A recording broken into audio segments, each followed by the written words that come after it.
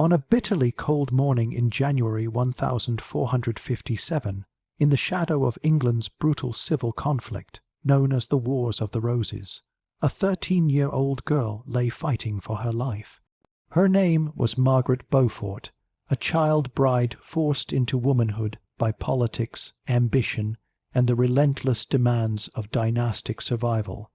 As the bells of Pembroke Castle echoed across the frosted Welsh coast, powerful nobles waited anxiously. Margaret was in labour with a child who, if he survived, would carry a claim to the English throne. The girl who should have been playing in the courtyards was instead giving birth to the boy who would one day become Henry Tudor, the future King Henry VII. Her story was not only the tragedy of a girl too young to become a mother, but the beginning of a dynasty that would change world history. To understand why a 13-year-old found herself trapped in such a dangerous moment, one must first understand the world into which Margaret Beaufort was born. She came screaming into life on May 31, 1443, the daughter of John Beaufort, Duke of Somerset, and Margaret Beauchamp. Her father came from the Beaufort line, a branch of the English royal family descended from John of Gaunt, the powerful son of King Edward III. Though technically legitimate, the Beauforts carried the stigma of their earlier illegitimacy, a stain that ambitious rivals could exploit. Yet they possessed something incredibly valuable, blood that flowed close to the crown. Margaret's father died when she was barely a year old. Some whispered he had taken his own life after a failed military campaign. Others believed he succumbed to illness. But whatever the truth, his death left baby Margaret as the heiress to enormous lands, wealth, and, more dangerously, a claim to the English throne. In the political jungle of 15th century England, a girl with claims meant opportunity for powerful men. She was not seen as a child to be protected, but as a tool to secure alliances. By the time she was 6, she had already been betrothed once. By 9, her marriage had been reassigned by King Henry VI himself. At 10, the king took an unusual personal interest in her upbringing, treating her almost like a royal ward. Some historians suggest Henry VI saw in her a way to strengthen his fragile rule. Others suspect his powerful advisers recognized that controlling Margaret meant influencing her future husband, and through him, the succession of the kingdom itself. England at that time teetered on the edge of catastrophe. The 100 Years' War had ended disastrously. Nobles were furious, peasants were restless, and the king was becoming unstable, sometimes entirely unresponsive for months. Into this chaos rose Richard, Duke of York, who believed he had a stronger claim to rule than Henry VI. His supporters adopted the white rose as their symbol, while Henry's followers rallied behind the red rose of Lancaster. This deadly rivalry would erupt into the Wars of the Roses, a conflict that would slaughter thousands and topple kings. Margaret, still a child, became a pawn in this struggle long before she realized it. In 1453, when she was 10 years old, King Henry VI arranged for her to marry his half-brother, Edmund Tudor. The match was purely political. Edmund was the son of the king's French mother, Catherine of Valois, and her second husband, Owen Tudor. This made Edmund a Tudor by name, and, through the king's favour, a rising nobleman. By marrying Margaret, he would bind the Beaufort claim to his own line, strengthening the Lancastrian cause. But Edmund was 24 years old. Margaret was 10. The marriage contract stated she would live under his guardianship until she was old enough to be a bride, but in the 15th century, old enough depended entirely on a husband's decision, not a girl's readiness. While she was sent to live with Edmund in South Wales, England erupted into violence. Yorkist and Lancastrian forces clashed, castles burned, and loyalties shifted like sand in the wind. Margaret spent these years in a world filled with fear, marching soldiers, and sudden upheaval. She was educated according to noble standards, trained in piety, household management, and obedience, yet she also developed a sharp intelligence that would later define her political maneuvering. Her letters from this period suggest a girl intensely devout, introspective, and aware of her responsibilities, but no child, no matter how mature, could fully grasp the burden placed upon her. In August 1456, while the Wars of the Roses intensified, Edmund Tudor died in captivity after being seized by Yorkist forces. Margaret was 12 years old and already a widow. She was also several months pregnant. With Edmund dead, the responsibility of protecting her and her unborn child fell to his younger brother, Jasper Tudor, a man Margaret would later credit as one of the most important figures in her survival. At age 12, carrying a child during a civil war, Margaret was forced to flee to the relative safety of Pembroke Castle. Medieval childbirth was already perilous for grown women, but for a girl Margaret's age, it was extremely dangerous. Her pelvis was not fully developed. Her body was not mature enough to bear such strain. Yet political ambition had overruled nature. Even now, historians debate whether the marriage was consummated legally or if Margaret was coerced into an impossible, life-threatening situation. What is clear is that she had no power to refuse. By January 1457, as snow blanketed the Welsh countryside, she went into labour. Chroniclers described her as small, fragile, almost childlike. The midwives feared she would die. Even Jasper Tudor feared the worst. The only hope was that both mother and child could survive long enough to secure the Beaufort-Tudor legacy. The agony of childbirth for a 13-year-old girl is almost unimaginable. For hours she endured pain that adults struggled with, yet she fought with a tenacity that would become her hallmark as an adult. Finally, on January 28, 1457, she delivered a son. The boy was named Henry, after King Henry VI. Henry Tudor's birth was a miracle in itself. Margaret was so badly injured that she would never bear another child. The trauma shaped the rest of her life, forging a resilience and steely resolve rare among medieval women. Instead of weakening her, the ordeal hardened her into one of the most politically formidable women in English history. But in that moment, Margaret was simply a child holding a tiny infant, unaware that he would one day topple dynasties. She could not know that he would return from exile to defeat Richard Roman III at the Battle of Bosworth in 1485 and end the Wars of the Roses. She could not imagine that her grandson would be Henry Roman VIII, or that her great-granddaughter would be Elizabeth I, one of the most iconic rulers in world history. All she knew in that quiet and fragile moment was that she had survived. Her son had survived, and together they would navigate a world determined to shape and use them. This was the beginning of Margaret Beaufort's transformation from a frightened young bride into the architect of a dynasty. Her survival in January 1457 was not just a personal triumph, but a turning point that altered English history forever.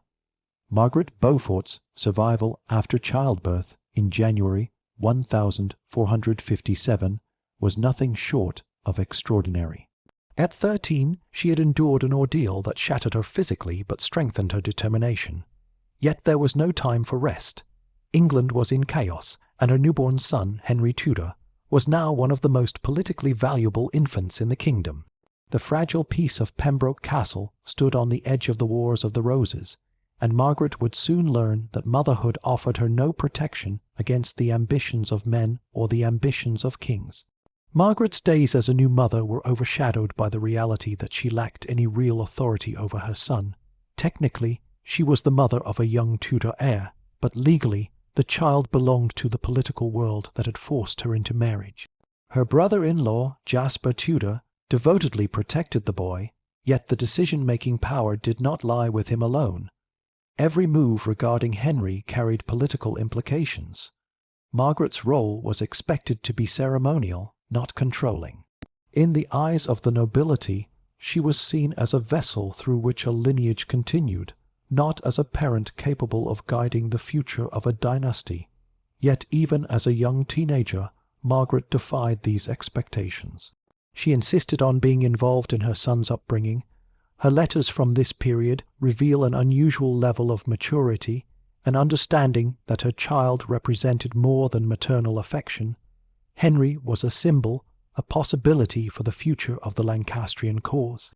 Margaret's intelligence allowed her to grasp that any misstep could place both herself and her son in mortal danger. During these early years, Jasper Tudor played an essential role in preserving Henry's life. Fiercely loyal to the Lancastrian crown and deeply devoted to his brother's memory, Jasper raised Henry not merely as a nephew, but as a potential leader. Pembroke Castle became a refuge, a place where the young boy would grow under careful protection. Margaret frequently visited, maintaining as close a bond as the circumstances allowed. She watched her son grow from a fragile newborn into a toddler with promise, but the peace was temporary. In 1461, the balance of power in England shifted drastically. The Yorkist forces, led by Edward, Earl of March, crushed the Lancastrians at the Battle of Towton, one of the bloodiest battles ever fought on English soil. The Yorkist victory forced Henry VI into hiding, Queen Margaret of Anjou into flight, and the remaining loyalists into desperate retreat. Edward declared himself King Edward Roman IV, beginning a new era that posed immediate dangers to anyone associated with the Lancastrian line. For Margaret Beaufort, the consequences were profound. She was only 17 when the Yorkists tightened their grip, and she understood that her son's very existence threatened the new regime. Henry Tudor was a Lancastrian heir with Beaufort blood, and although his claim to the throne was distant, desperate times could turn distant claims into real threats. The Yorkists knew this. Margaret knew it too. Then came the blow that changed everything. In 1461, Pembroke Castle was captured by Yorkist forces.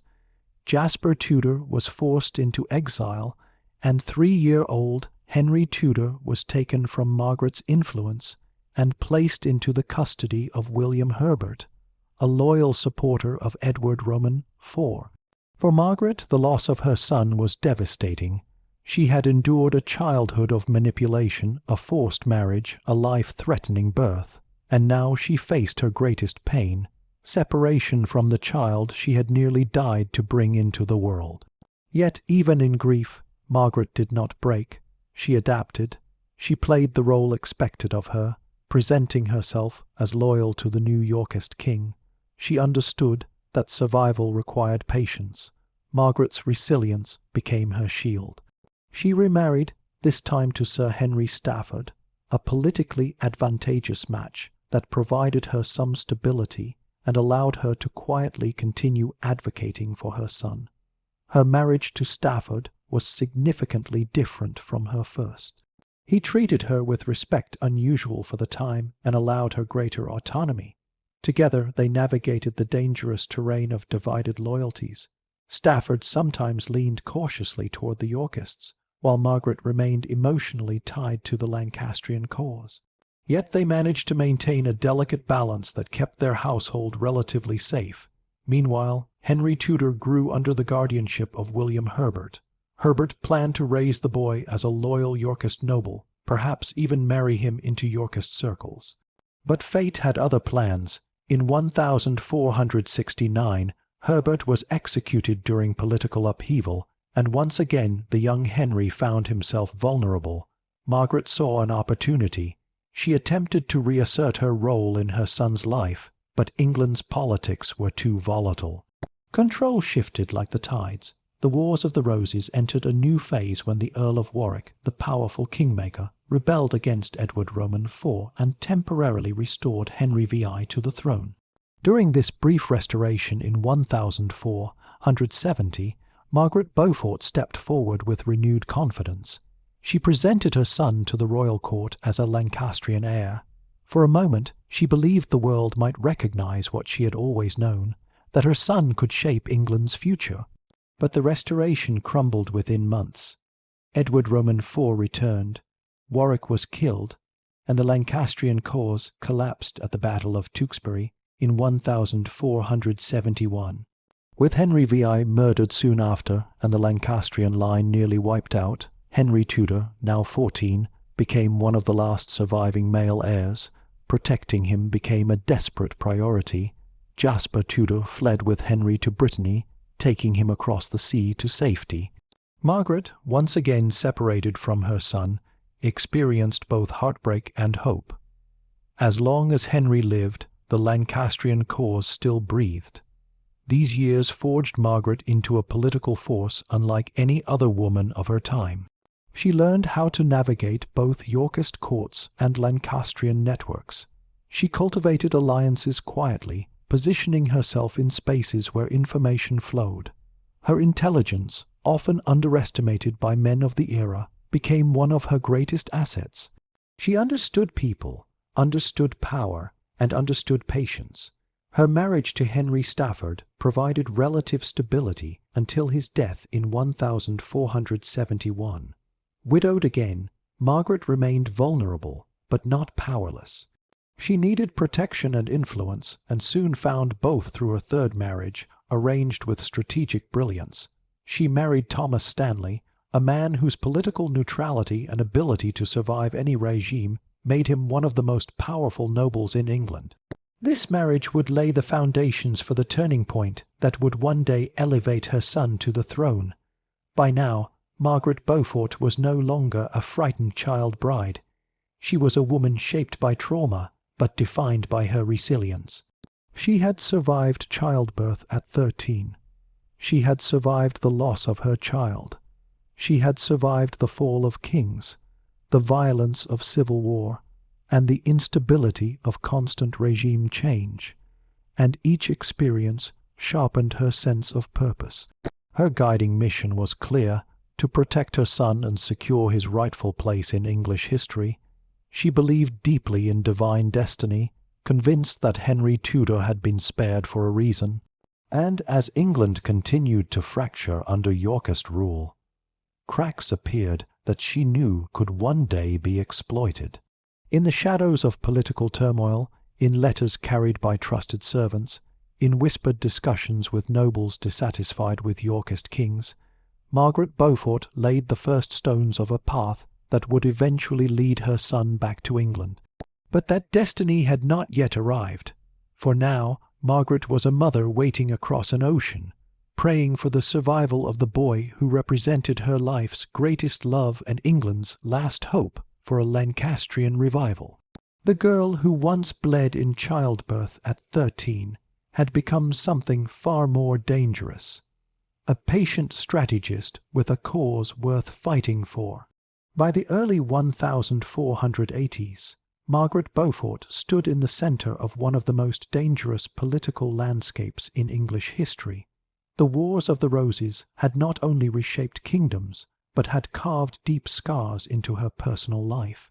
She had endured forced childbirth at 13, the loss of her son to political guardianship, shifting loyalties, and the rise and fall of kings.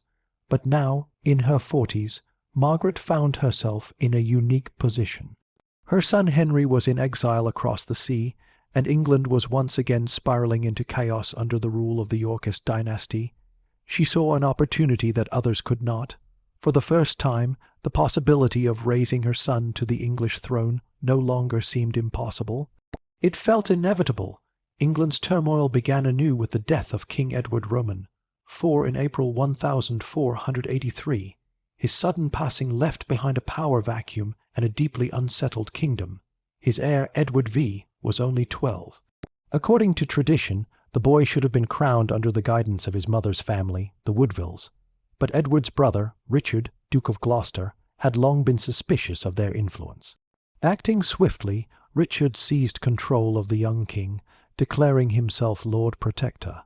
What happened next sent shockwaves across the realm. Within weeks, Richard accused the Woodville family of plotting treason. He imprisoned the young Edward V and his brother Richard in the Tower of London. Then, in a stunning political maneuver, he declared both boys illegitimate, claiming their father's marriage had been invalid. With the princes removed from succession, Richard crowned himself King Richard Roman III in June 1483. For many nobles, Richard's actions were alarming. Rumours began spreading that the two young princes had vanished inside the tower. Whispers that they had been murdered spread rapidly, provoking outrage. Richard's legitimacy was questioned. His ruthlessness shocked even his allies. The kingdom was ripe for rebellion, and Margaret Beaufort sensed her moment. Margaret, now married to Thomas Stanley, had access to the heart of the Yorkist court. Stanley was a master survivor, a man who shifted loyalties with precision and avoided taking unnecessary risks. He served Richard Roman III, but his allegiance was pragmatic, not emotional. Margaret understood that her position beside Stanley gave her a rare advantage. She could move between factions, gather information, and make alliances in ways that other disgraced Lancastrians could not. She also realized something crucial. Richard Roman III had never considered Henry Tudor a real threat. In the eyes of the Yorkists, a Lancastrian exile wandering Europe with little money and no army was hardly a danger. But Margaret knew her son was more than a lonely claimant. He was the last surviving male with a legitimate Lancastrian line. If the princes in the Tower were truly dead, England's succession crisis opened a path that few had predicted. Henry Tudor could become not just a rebel, but a unifier. In the summer of 1483, Margaret began sending secret letters across the Channel to her son in Brittany. She urged him to prepare for a return to England. More importantly, she began constructing the alliance that would give him the support he needed. Her most critical partner was Elizabeth Woodville, the mother of the vanished princes and the former Queen of England. Though from rival factions, both women had one shared enemy in Richard Roman III. Margaret proposed a bold plan. Henry Tudor would return to England, overthrow Richard Roman III, and marry Elizabeth Woodville's eldest daughter, Elizabeth of York. Such a union would merge the Red Rose of Lancaster with the White Rose of York, ending decades of civil war. It was a daring vision, one that could unite a divided kingdom behind a single crown. Elizabeth Woodville agreed. Her sons had likely been murdered. She wanted justice, and Margaret Beaufort's son was the only viable candidate to deliver it. By autumn 1483, rebellion erupted across southern England. Noblemen once loyal to Edward Roman IV rose against Richard Roman III. Margaret Beaufort was deeply involved, passing messages, gathering allies, and coordinating plans so discreetly that Richard remained unaware of the extent of her involvement. However, the rebellion failed before Henry could land with forces from Brittany. Richard Roman III crushed the uprising, executed key conspirators, and tightened his grip on the kingdom. For Margaret, the consequences were severe. Richard Roman III discovered her involvement. She was placed under house arrest and her lands were seized. Yet, even then, Richard hesitated to punish her fully because of her marriage to Thomas Stanley. Stanley argued that he had no control over his wife's behavior, only preserving her life through careful negotiation. Margaret remained restricted, but her mind stayed sharp, her resolve unbroken. Meanwhile, Henry Tudor continued to gather support in exile. Europe's rulers viewed England's instability as an opportunity. The Duke of Brittany, and later King Charles Roman VIII of France, offered Henry shelter and resources. Margaret sent messages urging him forward, reminding him that time was on their side. England was restless, and Richard Roman III's power weakened more each year. In 1485, Henry finally prepared for his invasion. He assembled a modest but determined force of soldiers, many of them English exiles, French auxiliaries, and loyal Lancastrians who had followed him for years. He sailed across the English Channel in August, landing on the coast of Wales at Milford Haven, the same region where he had been born 28 years earlier. It was a symbolic return, one that strengthened the morale of his troops. Margaret Beaufort's influence now entered its most critical phase. While Henry marched through Wales gathering supporters, Margaret's husband, Thomas Stanley, played a dangerous game at Richard Roman III's court.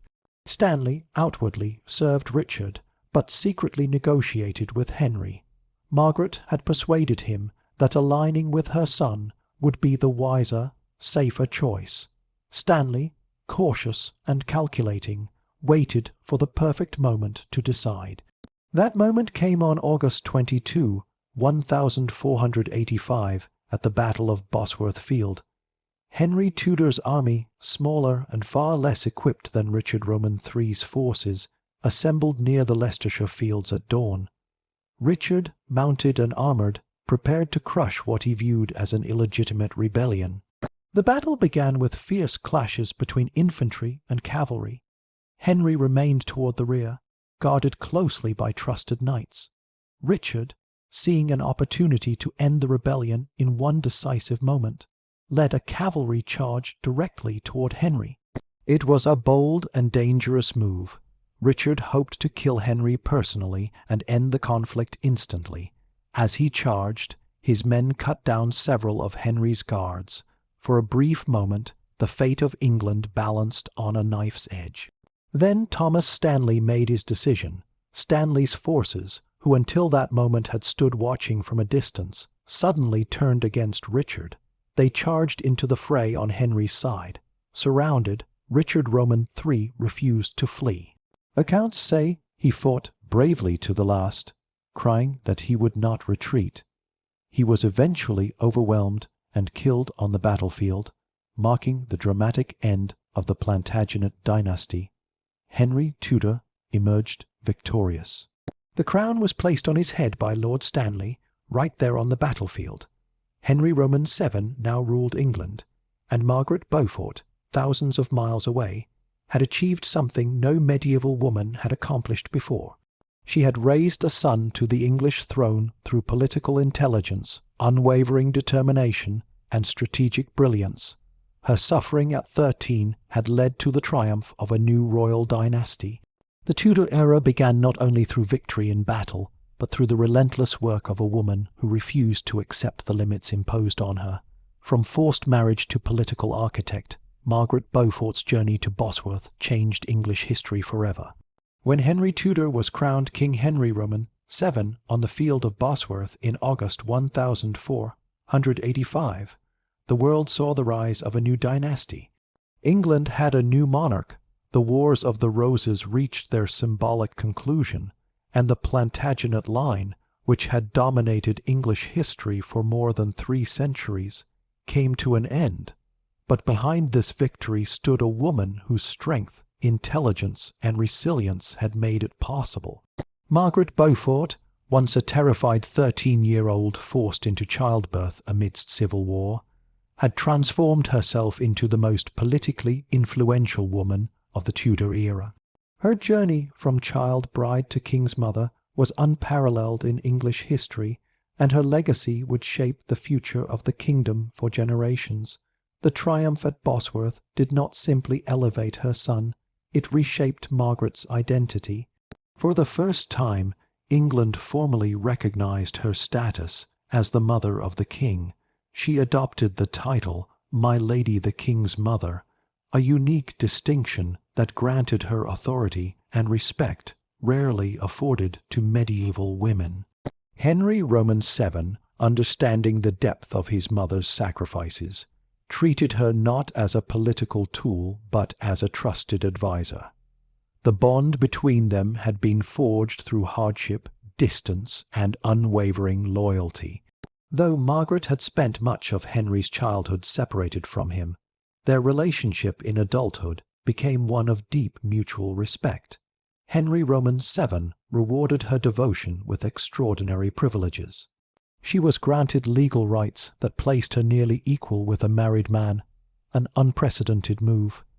She could control her own property, manage her estates, and operate independently of her husband, Thomas Stanley.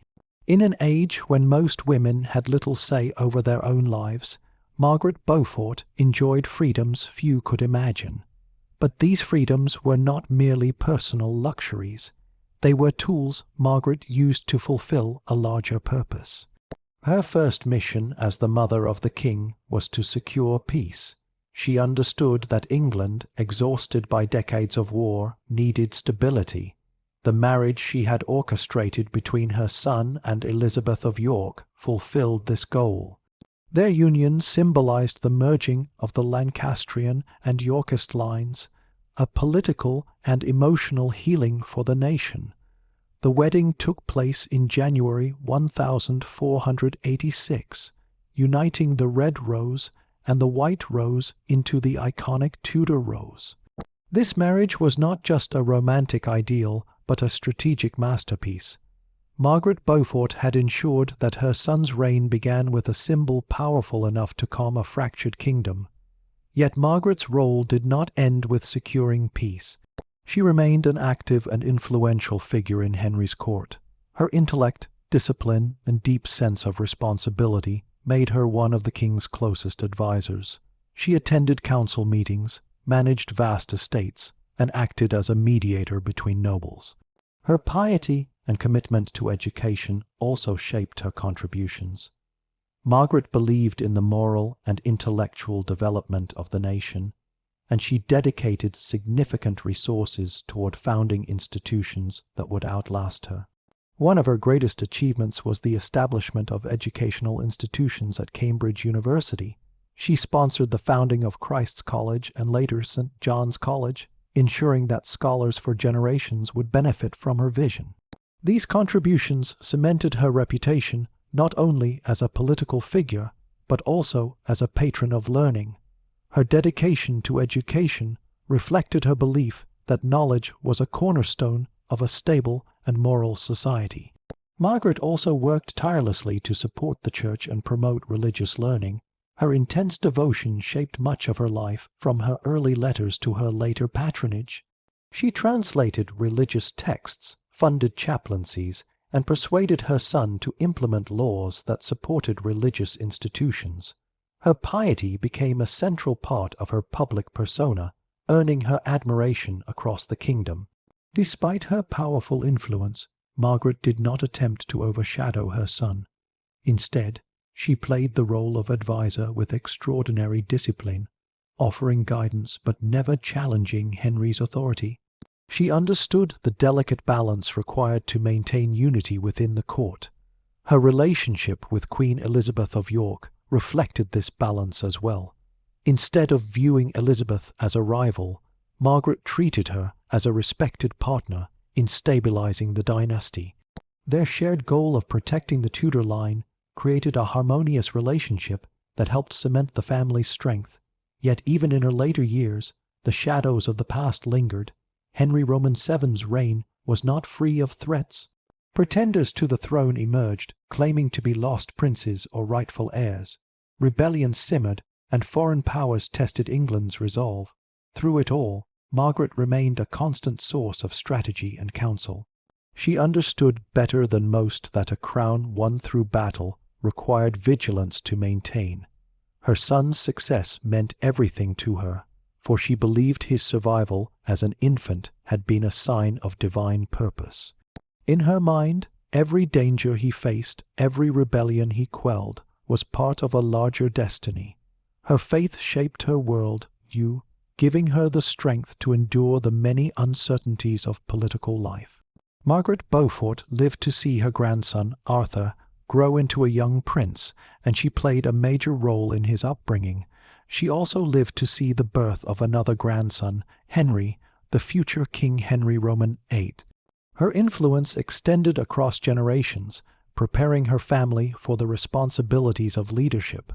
She taught them discipline, piety, and the importance of duty. While later Tudor rulers would carry the dynasty in new directions, Margaret's values shaped the foundation upon which they built. Her final year was marked by both pride and sorrow. Prince Arthur died in 1502, leaving the Tudor succession dependent on young Henry. Margaret, already elderly, understood that the future of the dynasty she had fought so hard to build remained fragile. But she did not live in regret. She had witnessed her son secure the throne, marry a Yorkist princess, and unify England. She had seen the birth of grandchildren who would continue the Tudor legacy. Few medieval mothers, especially those who suffered as she did, could claim such triumph. Margaret Beaufort died on June 29, 1509, just 2 months after Henry Roman VII's death and shortly after Henry Roman VIII's coronation. Her passing marked the end of a life filled with extraordinary challenges and unparalleled achievements. She had lived through 3 reigns, civil war, exile, imprisonment, and unimaginable personal trials. Yet she emerged not as a victim, but as one of the most influential architects of English history. Her legacy was profound. Without Margaret Beaufort, there would have been no Tudor dynasty, no Henry Roman VII to end the Wars of the Roses, no Henry Roman VIII to reshape the Church and the monarchy, no Elizabeth I to usher in a golden age. The entire course of English history would have been different.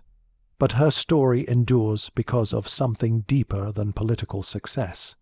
It endures because Margaret Beaufort demonstrated the power of determination in the face of overwhelming odds.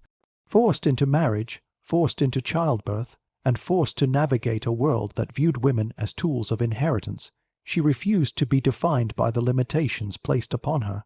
She learned, adapted, planned, and persevered, transforming herself from a frightened girl into a master strategist.